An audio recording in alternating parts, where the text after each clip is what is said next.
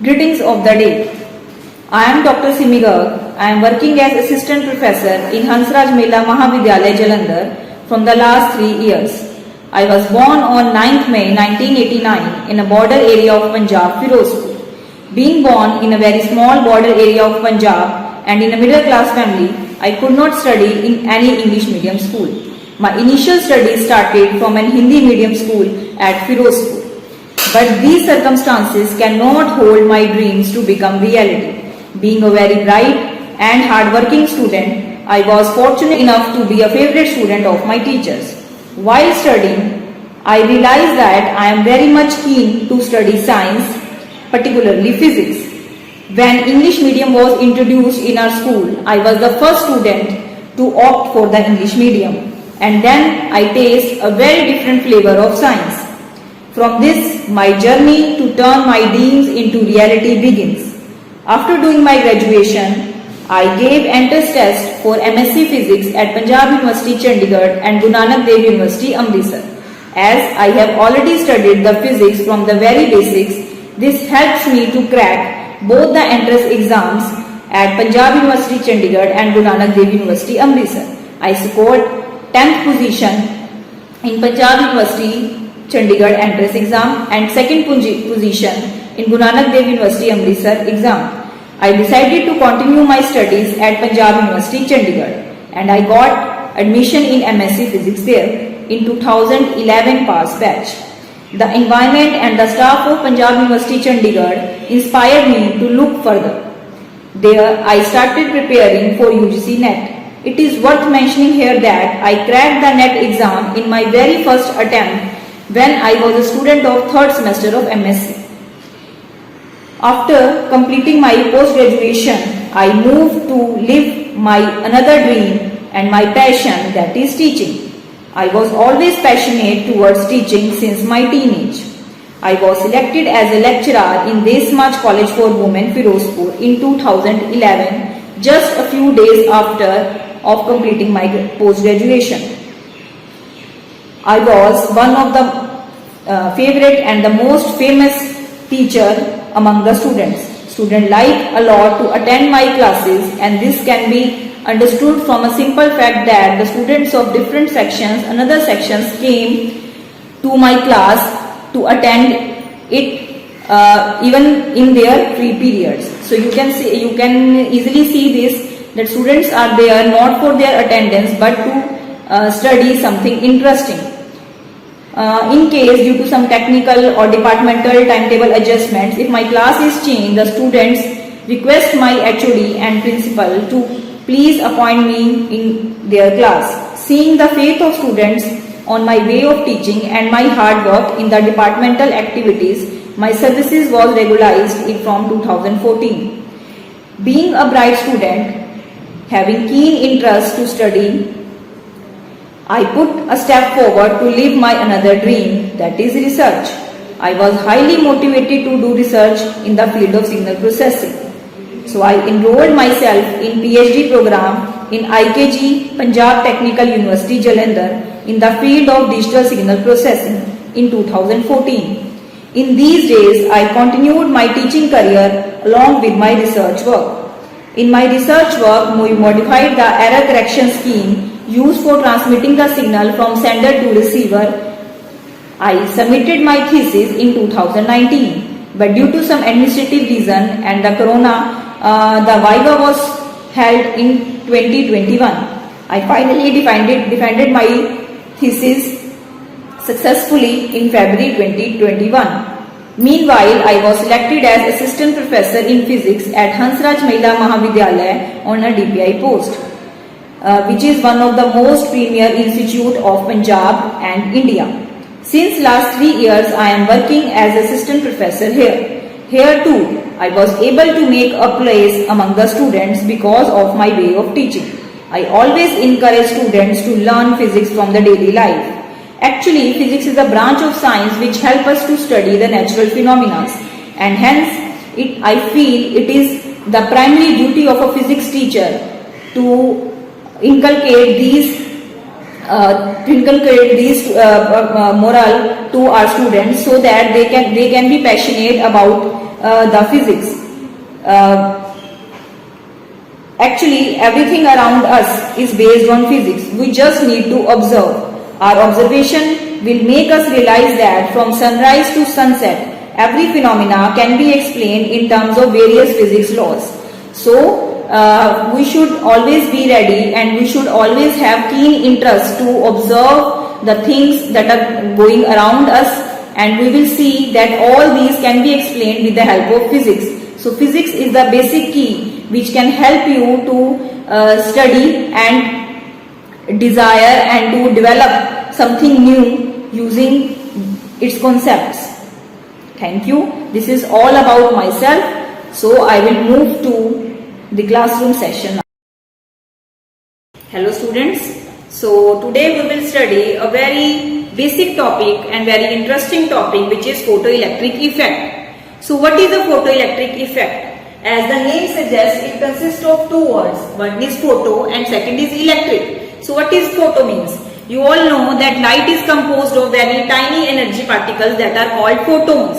So it consists of photons, and electric means electron. Your electrons are moving, then there is electric current. So you can see from this name, I can have an idea that the effect consists of photons and electrons. So it is something related to photon and an electron. So basically, what is the photoelectric effect? It is basically the emission of electron from the surface of the metal when a light of suitable frequency is incident on it. For example, if you take this to be a metal surface and a light of suitable frequency is incident on it, then the electrons present in the surface will get energy from your photon, incident photon, and they will get ejected out. So the electrons which are emitted out are called photoelectrons. Right? So what I mean is, when I am saying that the frequency, light of suitable frequency incident on light of suitable frequency, what do you mean by this suitability? Actually, we all know that the electrons in this metal are not free. Although they are very loosely bound, but still they are bound with the nucleus. So we have to give them some energy so that they can come out from their outermost shell and eject it out as a photoelectron. So the minimum amount of energy that is required to remove the electron from its vicinity of the nucleus is called that is the minimum energy which is required, and that minimum energy is called work function. If your incident light has that much amount of energy, even then, only then it can eject out the electrons from its surface. Otherwise, the electron will not come out from this surface. I can explain it with the help of a very simple example. Let us suppose that the electron, just for an example, let us suppose the electron is bound with the nucleus with an energy of 50 joules. Right? So, electron is bound with the nucleus with an energy of 50 joules. And if you incident a light of 40 joule, will it be able to eject the electron from its surface? Tell me. No, it will not be, because the energy provided to the electron is very much less as compared to the energy required to remove the electron. Right? So this electron will not come out. But if I incident a light of energy 50 joule, in that case, this 50 joule energy will be sufficient to eject the electron from its surface, and as a result of which the electron will come out. But all the energy which you have provided is used in ejecting out the electron. So the electron which is ejecting out will not have any kinetic energy. Right? So this is the case. But another case is if you incident a light of 60 joule energy. In that case, we know our electron required how much of energy to eject out? It is 50 joule, yes. So we have provided energy of how many joules? 60, right? So 50 joule energy is used in ejecting the electron from its surface, and the rest of 10 joule energy will be given to the emitted photoelectron as its kinetic energy. Right? From this you can very easily imagine that when you increase the energy of your incident light, as this amount is constant, It is fixed for a particular metal. So if you keep on increasing this, the energy of the emitted photoelectron will also keep on increasing. Right? So this is the process which is called photoelectric effect. Although I have explained it to you this very easily because I have actually used that simple Einstein relation, but how can we reach up to this concept? There is many steps around this, because first we have a classical theory which try to explain the phenomena that when we are just incident the light on the metal surface, why electrons are coming out. So classical theory tries to explain this experimental results, and then there were some drawbacks that classical theory could not explain. Then our quantum theory comes to existence, and there are Einstein photoelectric equation that is based on this phenomena is this, right? Okay, I will explain this or in detail after some time. First, I will explain you now the experiment. The experiment which tell us about this. So, scientists just done an experiment to check about this photoelectric effect. So, what this apparatus is set up is consists of. Let me explain this first. There is a glass tube, right? There is a glass tube, and with a side window which is quartz window. Side tube which is of quartz window, right? You have two plates there. Here the plate P is consists of a photosensitive material which is you are using for your study, right? And there is another plate which is cathode. Then we have a microammeter. So why the ammeter is used? Tell me, हम ammeter को क्यों use करते हैं?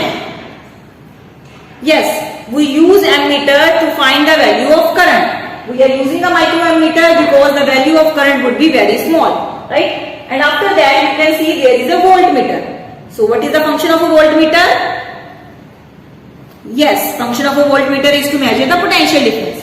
As you can see, the voltmeter is connected between the point P and the point C. So your voltmeter will give you the potential difference between the point P and point C, right? So V is your potential voltmeter which will give you the potential difference between the point P and C, right? Then I have a battery over here, here is a jockey, here is a rheostat. So this is the all setup that we can explain. Now we can explain that how the effect is coming and how it will help you to study the various parameters that are involved in a photoelectric effect, right? So first of all, what we will do is we will just incident the ultraviolet light from this quartz window to this photosensitive plate, right? So this photosensitive plate, when the light of suitable frequency, remember my words, suitable frequency, right? So when a light of suitable frequency incident on the plate P, then as it is consists of photosensitive material, a plate which is sensitive to photons, that is light, right? So when the ultraviolet light is incident on the plate, the electrons will come out, right? The electrons will come out, and as we know, electrons are negatively charged, and this plate C, we have placed it on a positive potential, so it is a positively charged. So your electrons will move towards C, right? So electrons will start moving towards C, and their circuit will complete, and you will have current in the microammeter. You have a reading in the microammeter which is of current. Done? Simple. Now, what else you can do with this experiment or with this setup? Right? You can do different experiments using this setup. Like you can study the effect of frequency. You can study the effect of frequency. You just start with a minimum frequency light. You will see, in case your photosensitive material is having more binding energy than your energy incident energy. In that case, if frequency is very small and it is very less than the binding energy of frequency is very small and energy is very less than the binding energy of the electron in this photosensitive plate, in that case there will be no photoelectric current. Why? Because electron cannot come out from the surface because the energy we are providing is very less as compared to they required to eject out from the surface, right? Okay. Now you just keep on increasing the frequency. You will see there comes a frequency after which the photoelectric current starts increasing, right? So the minimum frequency at which is essential for the emission of electrons from the surface is called threshold frequency, right? So with the help of this setup, you can find the value of threshold frequency, which is minimum frequency required to remove the electron from the surface, and this threshold frequency will be different for the different materials. You can very easily see, because different materials will have different binding energies. Different materials will have different binding energies of the electrons from the nucleus. So that is why it is like so, right? Next you can study is effect of intensity of light. Okay. Now what is intensity? What do you mean by intensity of light? Beta, intensity of light means the number of photons falling a surface per unit area per second. Right? As we all know that light consists of number of photons or the packets of energy called quanta. Right? So, intensity is number of photons falling per unit area per second. Okay? So, what happens if we have find a frequency above which the emission of electrons are happening. Okay, so let it be the frequency 2b, let it be 20. Okay, 22nd inverse frequency units. If we incident a light of frequency greater than the threshold frequency, you will see the electrons are coming out. Okay. Now, if you keep on increasing the intensity of the light, what will happen to that? We will see this. So, if you keep on increasing the intensity of the light, you will see the photoelectric current will also keep on increasing. As we increase the intensity of light, the photoelectric current will also increasing. This thing will be like this. If we plot intensity of light here,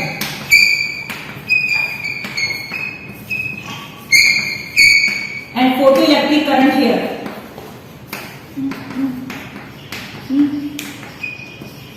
Photoelectric current here.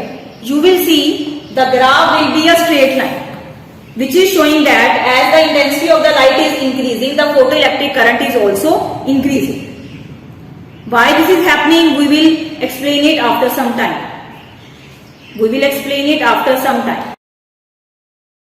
The title of my PhD thesis is Efficient Error Correction Schemes for Improving Performance of Wavelet Based Communication. During my research work, I presented my work in various national and international conferences. In our study, we modified existing convolution error correction scheme to improve the bit error rate in the noisy environment. Moreover, we derive some mathematical relations with the help of which the time of transferring of data from the sender to receiver can be decreased and the communication system can be made fast, because today's system depends upon the communication. So we all know, we all want the system and the data to be transferred as soon as possible. So in our study, we presented some mathematical formulas which can help you to decrease the timing of interleaving and de-interleaving, that is during the transmission of signal from sender to receiver. So these are very some helpful techniques which can help our next generations for their improvement and for faster communication. During my research work, I published various papers in national and international journals, as well as presented many papers in various conferences. Moreover, I have some published papers in some conference proceedings also. I have published a paper titled Performance Comparison of Proposed Scheme Coded DWT based OFDM System with the Convolution OFDM in Journal of University of Shanghai for Science and Technology in November 2020. It is a Scopus Index journal. My another paper, which is also in the Scopus Index journal, is the study of discrete wavelet transform based design system under different simulation conditions. In the journal, the name of the journal is International Journal of Circuit Systems and Signal Processing. Along with this is also a Scopus Index journal. Along with this, I have published a total of 10 papers in various national and international journals during my research work. Another important paper that I have published is on the optimization of number of sub-interleavers for turbo codes in International Journal of Applied Physics. I have a paper, 2 efficient schemes for providing feedback connection to recursive convolution encoder in IUP Journal of Electrical and Electronics Engineering. So overall I have 10 research papers published in national and in international journals, right? So I have also presented paper in various seminars and conferences. I have presented a paper recently. I have presented a paper in a international conference that has been organized by Hansraj Mahila Mahavidyalaya Jalandhar.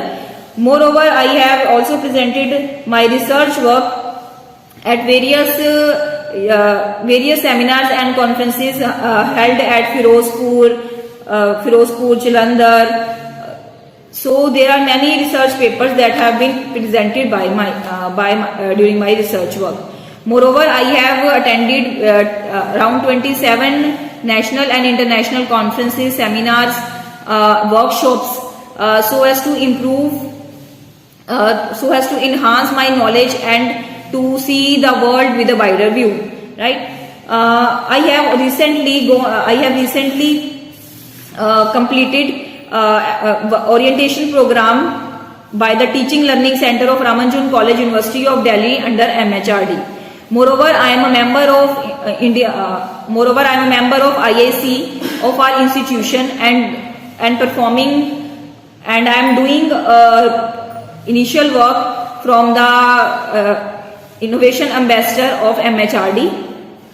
I always encourage my students to participate in various national and international conferences and enroll themselves in the various online courses that are going, so that they can have the essence of the world and can know much better from the eminent professors in various institutions. So I have enrolled my students in NAPTEL courses, so that they can learn from the eminent speakers around the world. So this is all I can say about myself. Thank you very much.